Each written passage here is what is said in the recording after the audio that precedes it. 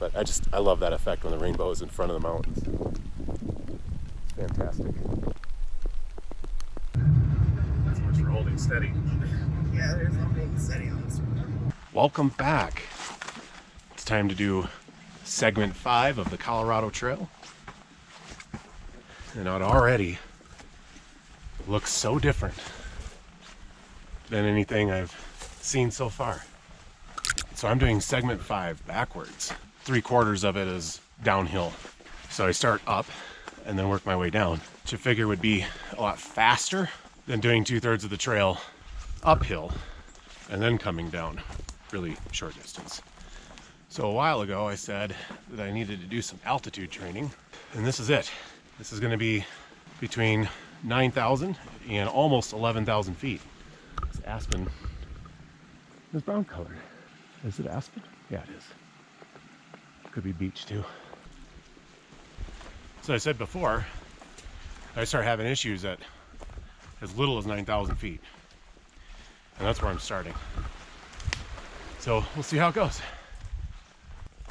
Now that is a heck of a shelter. I'm gonna take a look. So we spent a lot of time on that.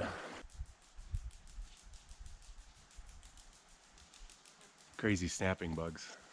I don't know what they're called. Look at a cricket. Anyway, now I'm actually on the trail instead of just the trailhead to get to the trail. Pack's a lot heavier this time. I've got 3 liters of water with me, which puts my pack weight now up to 36 pounds, which is a lot more than the last 2 hikes. All right, well, settle down a little bit and then get going again.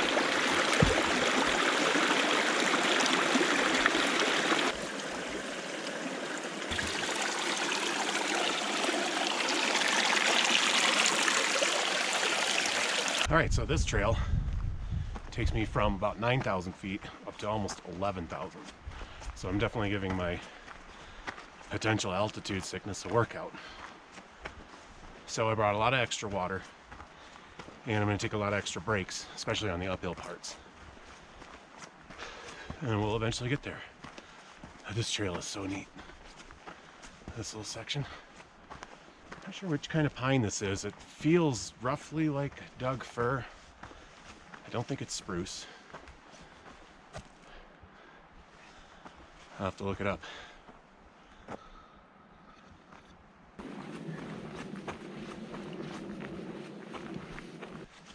So segment 4 is 16.6 miles. And by virtue of doing it backwards like I am, 4 or 5 miles straight uphill, and then the rest of it slowly downhill. This time instead of starting at 4 o'clock, I started at 2. So I should be able to get some more headway. Before I call it a night tonight and start camping, I'm gonna try and make it over the hill. So I'm not at the highest altitude necessarily, but pretty close. Wow, this feels familiar. Wow, that twisted tree.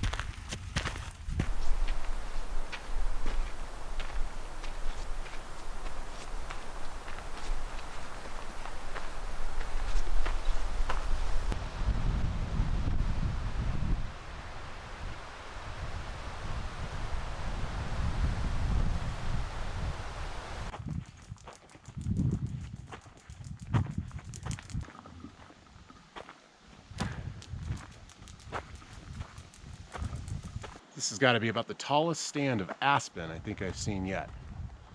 I think it's aspen. I'm a little thrown off by the fact that the bark seems stained yellow. That might be totally normal, but I kind of expect a nice white colored bark typically, but the bark looks the same, so uphill's killing me. Not that much left of it though, maybe another mile.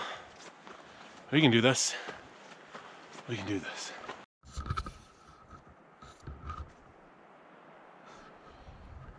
I think I may have found just about the most peaceful spot yet on this whole trail. It's just thick pine with very little undergrowth. So you can kind of see into the woods. Trees are tall. I'm actually at the edge of the Lost Creek Wilderness, which, unlike the rest of the national forest, the Pike National Forest, it's left to its own devices. It's not logged generally. Standing, or there's a few felled trees around here, but primarily to keep the trail clear and not much else. Occasional forest fire management practices might come into play, but other than that, it's pretty much just left alone. Anything that you see, generally wilderness in the title, when you're talking about some piece of public land, that means, you know, very little chance, or it's unlikely that there's going to be any farming or free-range cattle or logging or anything like that. So what you end up with is a much more primeval and natural landscape. Now, I'm betting, based on the spindly size of a lot of these trees, in part because of the altitude, this area probably was logged at one point, but there's still a handful of trees that probably over 100 years old. It's just not as messed with as the rest of the national forest system. But being the wilderness it is, that means there's a higher likelihood of bear activity, mountain lions, and just wildness, right? In fact, I do have some bear pepper spray with me this time, just for a little bit of insurance. Otherwise, doing pretty good. Like, I could just say to the heck with the rest of the trail, I'll just sit here the whole time, because this is cool. Kind of that easy zen feeling when you can just sit down and, you know, just feel good. There's a squirrel running right up to me. Oh, he stopped. And I think I crest at the highest altitude here in about 3/4 of a mile. So that peak is probably another good 500 feet higher than I am. So I'm probably at 10.5, and that peak is at about 11,000 feet. It is about an 11,500 foot peak, and that is definitely an alpine country. No trees are growing up in there. So I am just barely subalpine right here. Any higher and it's too cold for trees to grow. You might occasionally hear a growling, thundery sound throughout this video. I'm right under a highly active flight path for commercial jets heading for the Denver airport. And with me being at 10,000 feet, they sound very different than they would at lower altitudes.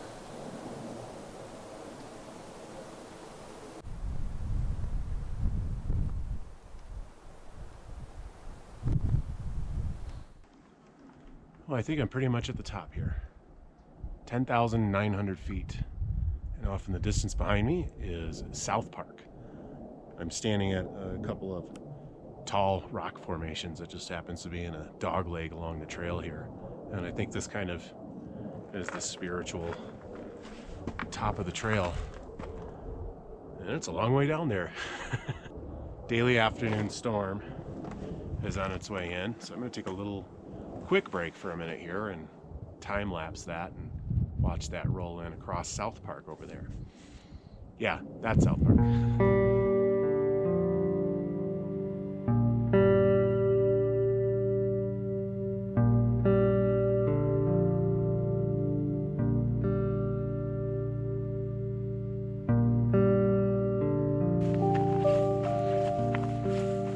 Well, that is a very large tree.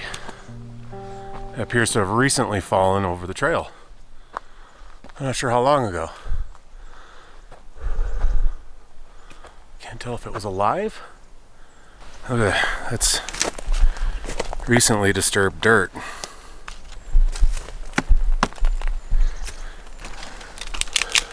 Just brittle as can be.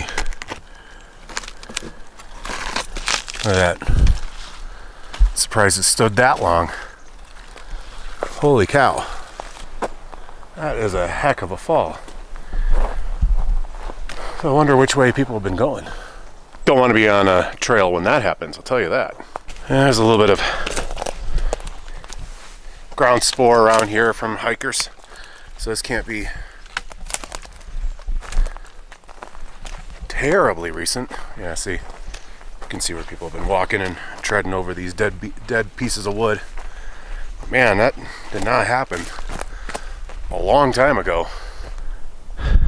I think it was dead. I think all the living stuff here is just stuff it brought down with it. Starting to come to some grass here. I read something about a big long meadow, so this may be the beginning of that.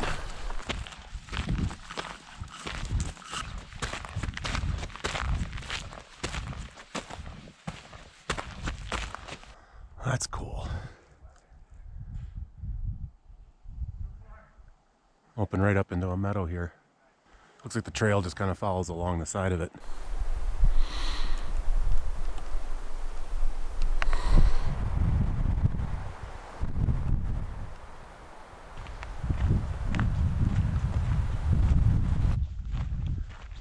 Some nice young blue spruce. Little change of scenery. And we're starting to finally go downhill just a bit, which is kind of a relief. I was only averaging 3/4 of a mile an hour on that uphill. It was pretty steep, but you know, also taking it easy because of the altitude and making sure I don't, I guess, hurt myself. But this is cruising speed now. This will be nice. Ooh, some even bigger aspen.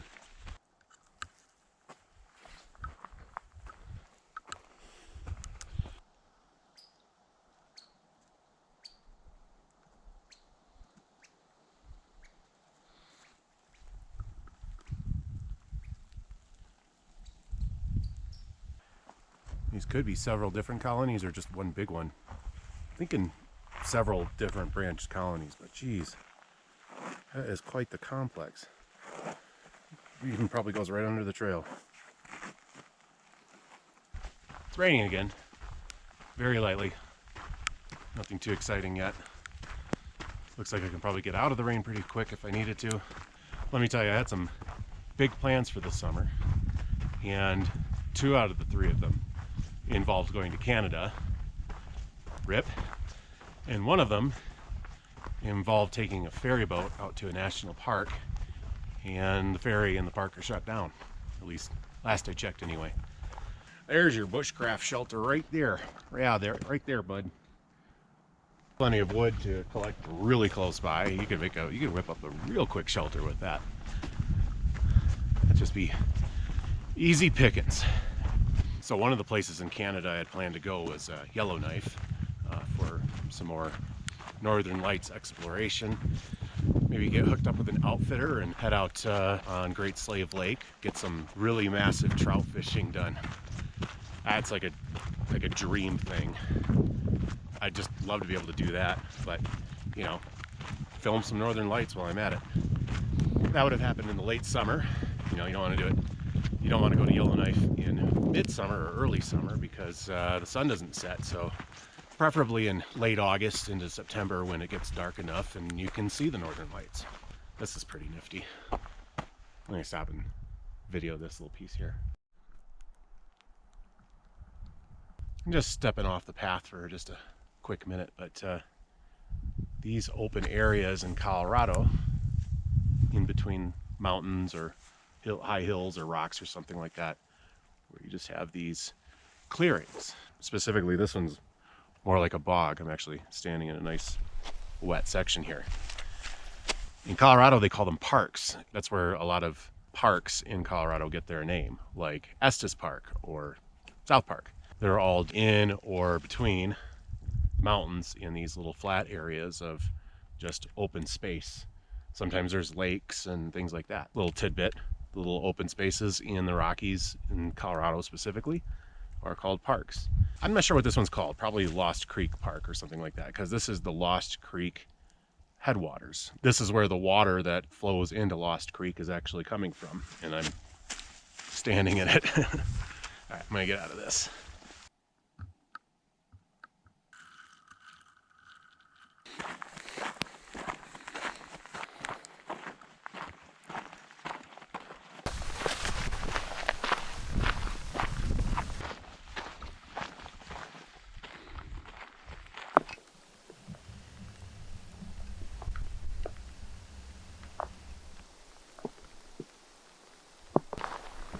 So another hiker just informed me that there's a moose right here. So I'm gonna have to tread lightly. It's a mama moose, and I think a little baby too, so I can see her right now. Get a quick shot of her and get closer. She's only about 50 yards from me.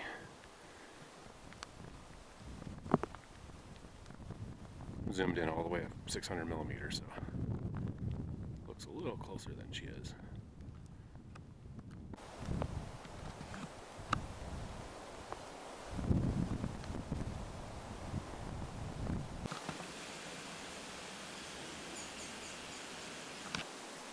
She sees me. Got those ears up, don't you? I'm gonna leave her be. Say goodbye to her. That was cool. Only about 25 yards away. There's a baby in there, but I didn't see him or her. But, yeah. This did seem like pretty decent moose habitat. There's a lot of browse right down here in that meadow. Plenty of water. So, should have thought of that. I've only seen a moose in Colorado one other time, so it's not like I know exactly what to look for. Figure out where they're going to be. But makes perfect sense now.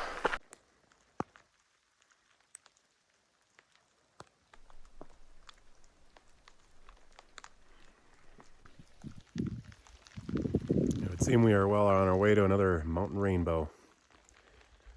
Just waiting for it to set up here. That storm died down. Haven't heard any thunder in a while. But it's starting to clear up off this way. So this little light rain, I'm just going to let it hit me. I'm not going to actually get wet.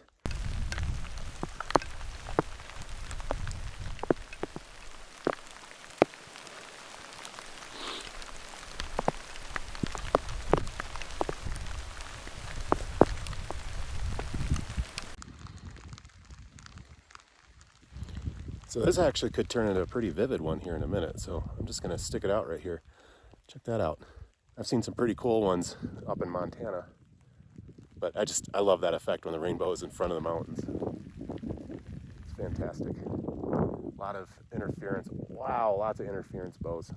These must be the perfect size droplets too. They're all very tiny.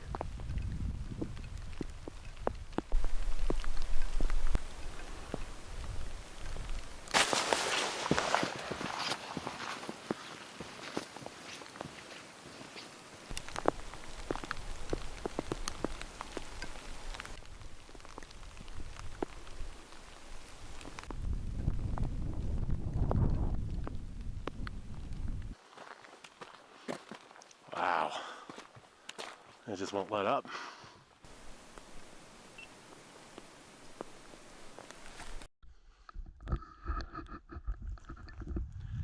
Now that is a mountain rainbow. That is so perfect. Like I said, I haven't seen many like this. You know, the sun's out and bright and dry me right out and warm me right back up.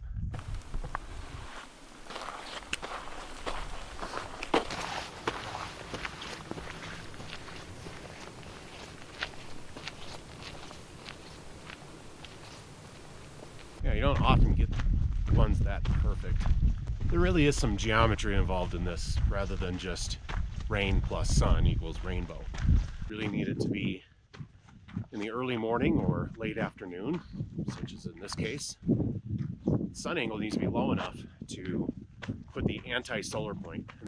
It's sort of like the kind you'd make when you were a kid and you were spraying the garden hose and you made the perfect droplet size with the sprayer or the nozzle and looked down in the opposite direction from where the sun was shining, you know, usually midday, while you're looking at the dark grass, and the rainbow appears in the midst of your garden hose.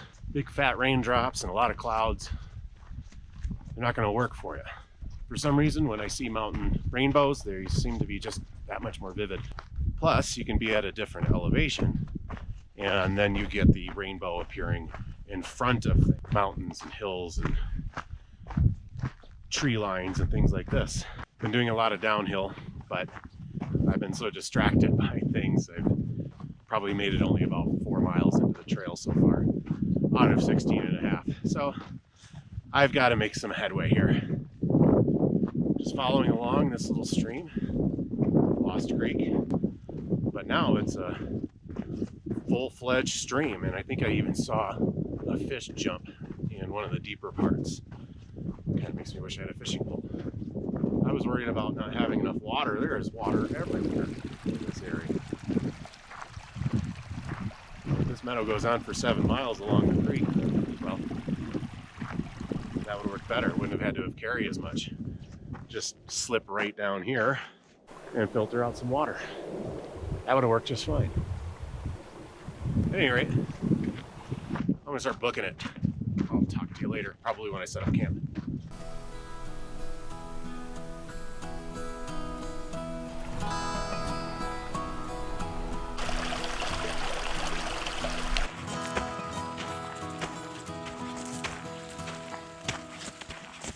Looks like I found me a this'll do style campsite just off the trail. Meadow is right there behind me, or behind you I should say, and right up against the woods here. Nice flat piece of ground.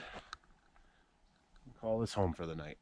That last few miles was really easy, to be honest. My shoulders kind of hurt because of all the weight, but being how it was mostly downhill, I'll take it. I think 5.5, maybe 6 miles in, I just crossed a trail, so I'll have to see where that is along the way. But yeah, time to make some food and set up camp because I'm hungry. Stomach's growling. Let's make some food. It's actually getting pretty cold. If I had to wager a guess, it's probably about 55 degrees right now. Maybe even a little chillier. So that means it's going to get really cold tonight. Sky's clear. Luckily I'm not down way in the valley where the cold air can really settle in. I'm kind of up above that a bit. Oh.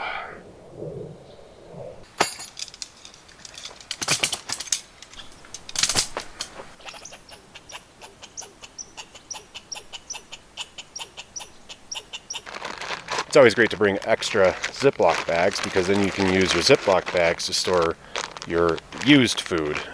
Or used food? Maybe that's the wrong way to say that, but we'll go with it.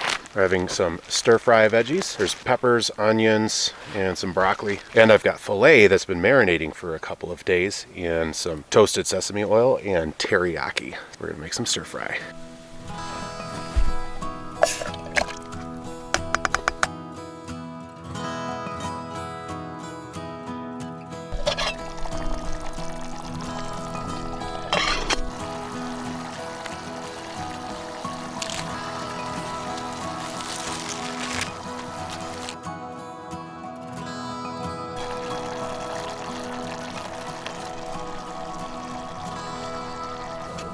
Oh, it's so dark.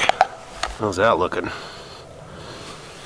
I ate about half my meal and talked in front of a camera that wasn't recording. That's my luck.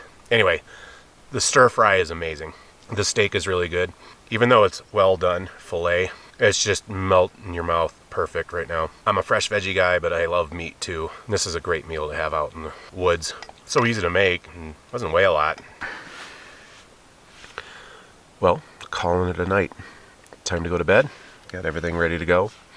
That was a delicious meal. Very warm in my belly right now. Thanks for sticking with me so far, and stick around because I gotta hike out of here and let's see what I find on the hike out. I've got about 11 more miles to go, so it's gonna take a bit. And hopefully the battery in this camera manages to hold me over for the day because I already burned through 2 today with everything that was going on. This was quite an exciting first half. Anyway, we'll see you in the morning.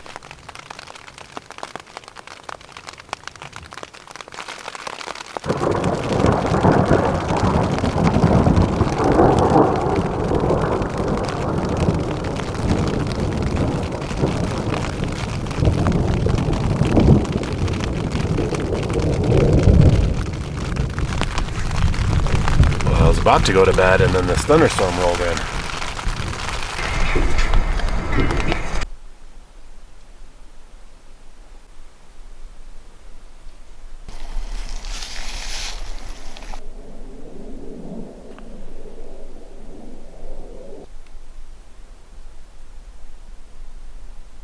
morning. I didn't spend any time montaging my teardown this time because it's already 8:30 and I gotta get out of here. Normally I would have woke up around sunrise, but this morning, or overnight, I didn't sleep very good. I was just too cold. I should have brought the big sleeping bag, which terrifies me because that would have made my pack even heavier. Yeah, so to make up for it, I kind of waited until sunrise and got another hour of sleep in. And then, of course, I had to tear down. Got some coffee in me. I was looking at my map. I thought I was below 10,000 feet where I was camping. Turns out I was like 10 and a half. No issues with altitude, but I'm sure that contributed to making it so cold. So the next step here is to see how fast I can go. I need to cover about 10 miles, and I want to try and do it in about 5 hours, which means I need to average 2 miles an hour.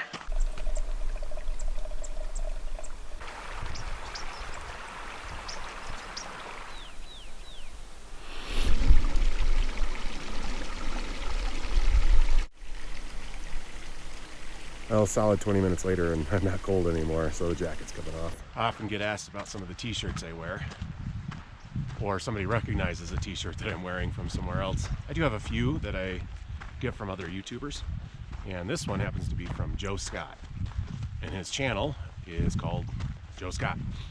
Now, Joe is one of dozens of inspirations for my own channel. Joe does like in-studio explanations on subjects like astronomy or psychology or history, or sometimes just off-the-wall subjects. And oftentimes they give him an existential crisis because, you know, it has to do with death or the end of the universe or whatever. Anyway, he's a humorist at heart who just happens to be really well versed in various science and history subjects. He does a lot of research and he makes up these fabulous and hilarious videos, and you can learn a lot, and it's very entertaining. Go check out his channel. I guess this shirt represents me in sort of a way. I'm the person in the lineup that's always staring up at the sky, always staring up at the stars. Fits in well with the science out there theme. Out there, and out here.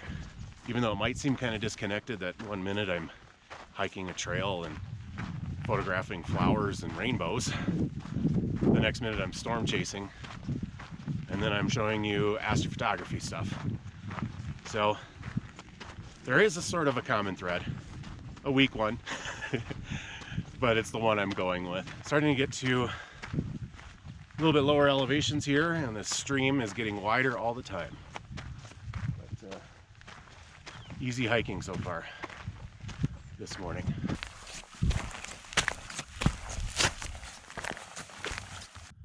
All right, a little bit past halfway.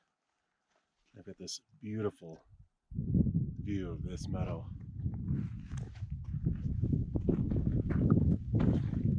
Kind of seems to round a turn here. We'll have a different perspective in a second.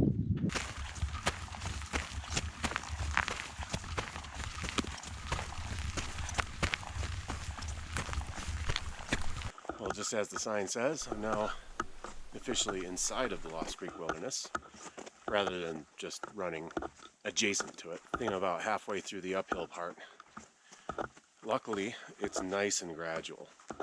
So all I have to do is slow down just a little bit, and I don't even really feel terribly exerted. I'm breathing heavy, but definitely seeing some older growth up in here. Maybe not the oldest I'm going to see, but bodes well for deeper inside this forest. I tell you, there has been so many squirrels and chipmunks.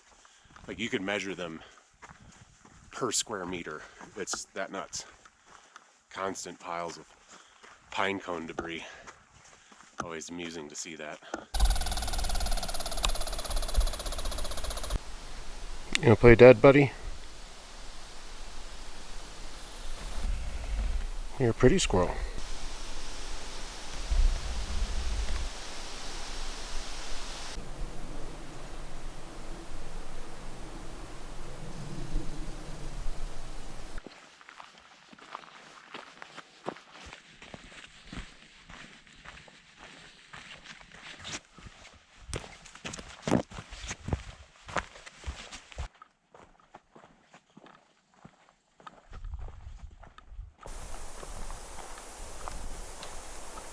Well, just like clockwork, it's beginning to thunder. Here I thought going downhill at the end of this trail was going to be easy, and it is full of rocks and boulders, and a lot of the downhill parts are actually pretty steep. It's actually slowing me way down. 6, maybe a little less miles to go. Case in point. And it's raining. Boy, these mountains sure are rocky.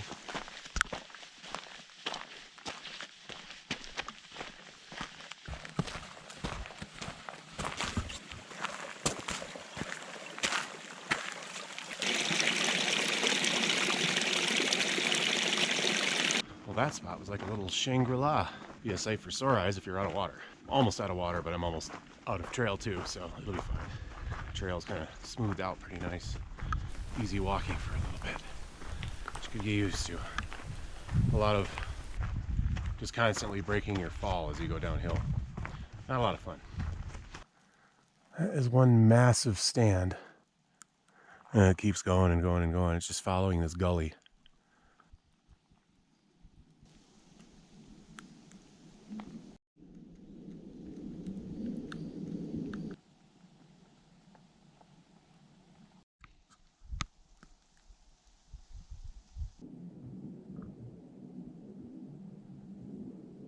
Coming up towards the end of the trail. And every time the sun comes out, the temperature goes up 10 degrees, just like instantly. Which actually is kind of nice because it starts to get chilly, and then just in time the sun pops out. So nice and cozy again. In the shade, probably about 60 degrees, and when the sun's out, it pumps to about 70. So altitude sickness doesn't seem to be an issue up to 10,900 feet. It's good news for me. Either I've been doing proper training, or I've just gotten used to living at a higher altitude. Or like I said in the first one of these, maybe it was just anxiety related. Felt like altitude sickness. So who knows? Food situation was perfect. Very much enjoyed my dinner. This time way more than the last two. Water situation was also perfect. However, I was kind of led to believe there wasn't much water on this trail, and instead it is teeming with water. It seems like you couldn't go more than about a mile at tops without coming across some sort of usable water source that could be filtered and easily used. I would have packed in half the water that I brought and then just got water along the way instead. And I was a bit chilled last night, so if I'm going to be doing any camping at 10,000 feet, a little wake-up call. I'm going to have to, even though it's the middle of summer, I'm going to have to bring my 38-degree sleeping bag, because that would have worked a lot better. However, that's a lot heavier, so catch 22. I spent this time talking about my upcoming plans for this trail series. Well, it was immediately after this that Colorado experienced 2 of its largest wildfires in history, one of which wasn't far from here. The air quality at these altitudes was too terrible for me to attempt another high-altitude section or any peaks that I had aspired to summit. And this continued until the start of winter. So this project is also 2020'd and is on hold until next summer. I'm sure everyone can agree we are so ready to move on to next year and put this dumpster fire behind us. All right, I think I'll leave it here. Again, thanks for watching, and I'll see you out there.